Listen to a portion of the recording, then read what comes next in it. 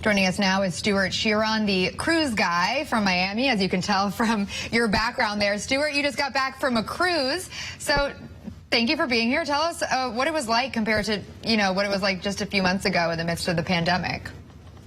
Well, actually, I just came off my 14th cruise. I was on Princess Cruises' newest love boat, the brand new Discovery Princess, and sailed out of LA and went down to the Mexican Riviera.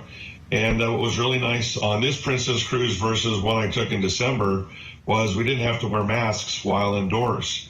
We still had to provide proof of vaccination. We still had to provide our, we still had to get a negative COVID test within 2 days.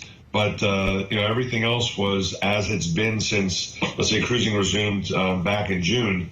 They're very careful. They're very studious with the cleaning and everyone, following the health protocols. But, the good news is it's working, and more people are going on cruises as more ships are being reintroduced back into the various fleets. And also the good news, which is reflecting, is the number of people that are booking. It looks like there's a mini wave season as people are looking forward to making plans for their summer vacations.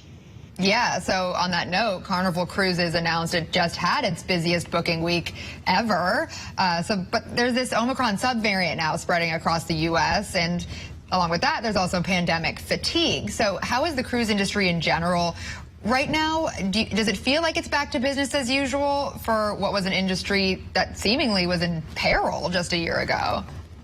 Well, the industry is doing very well. In fact, Celebrity Cruises just took delivery of their newest ship, the Celebrity Beyond, and that'll begin service at the end of April.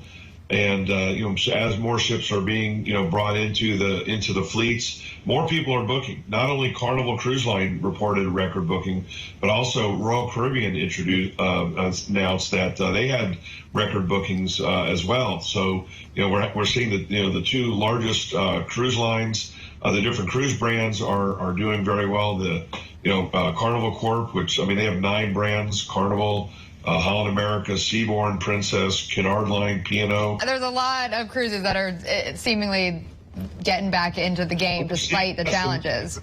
We're expecting to be close to about 99% by the end of May of 2022, having their fleets back, and the reduced occupancies that we've seen on board cruises since they were introduced in June are starting to inch a little higher. So we're starting.